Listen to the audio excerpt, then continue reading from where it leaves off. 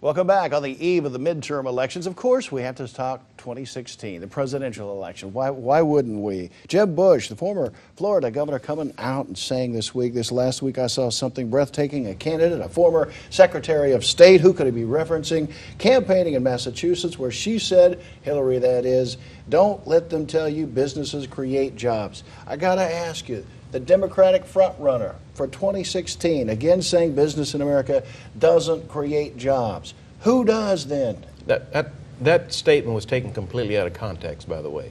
Ms. Clinton was addressing a favorable audience, and she was speaking and referring to the trickle-down effect of the Reagan years, saying if you're going to hand out tax dollars, if you give it to businesses and corporations, they're not going to create jobs with it.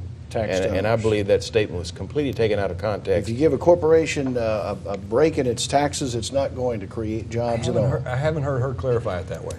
I think if she would have, that's exactly what she said. Well, but even if she did, played? Who creates jobs in America? Evidently, it's obviously businesses that create jobs. It's government that creates jobs. Michael Lindsay, for goodness sake, Hillary knows it. Well, this is a good week to be talking about the private sector creating jobs. The stock market's been under siege this week. There are problems with the European economies. They're doing poorly. They followed austere politics and policies by cutting back their spending in Europe tremendously. In Europe, and the policies have failed, and they're not creating jobs in Europe.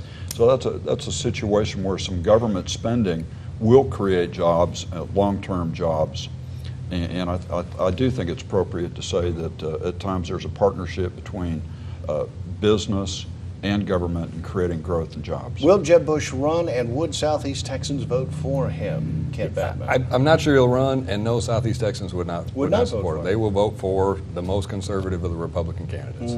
That's what I kind of gathered, but I'd like to have you articulate it. Now arises the issue that Republicans often talk about, abortion, and a new wrinkle in the debate, the issue of post-birth abortion. What do you make of this recent statement? A man named Mark Harrington, the director of a group called Created Equal, which is a pro-life group. Created Equal goes to college campuses around America. Quote, "We encounter people on these campuses who think it is morally acceptable to kill babies after birth on a regular basis at almost every campus we visit."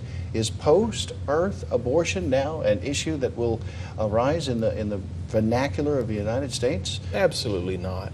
And I believe that's just dogma this guy is putting out, or person, whoever it may be, talking to college students, and they're again out of context. It's not scientific, because one person may have said, well, yeah, we could do, I could possibly go along with post-birth abortions. Well, that is not supporting it at all. Of the question, possibly.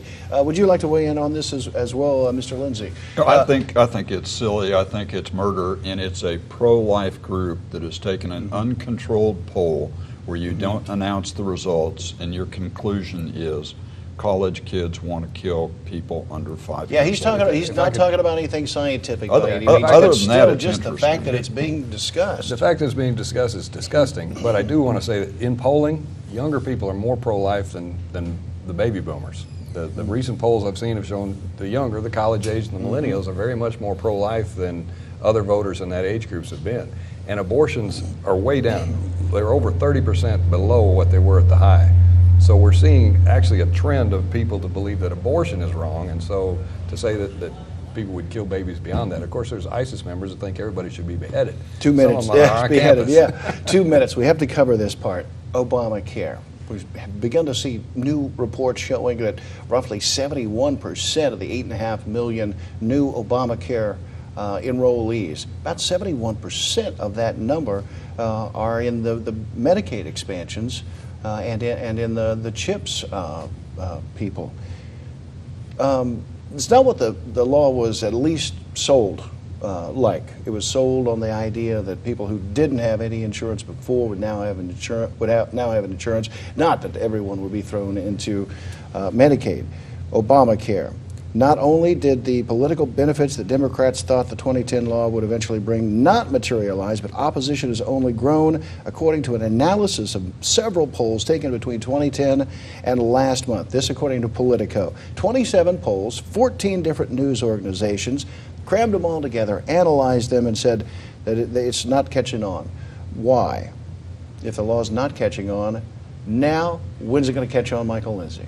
Well, one, I would favor universal coverage in a single-payer system. I would start with that. And secondly, Obama is catching on around parts of the country.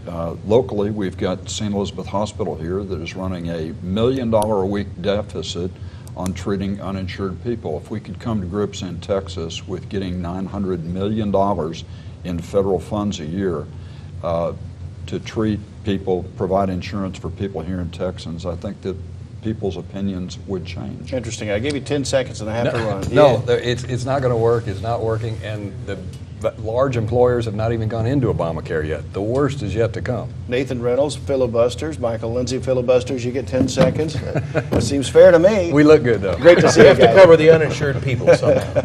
We got to run. We'll see you next time on Southeast Texas Weekly. Yeah, that's fair. That's fair.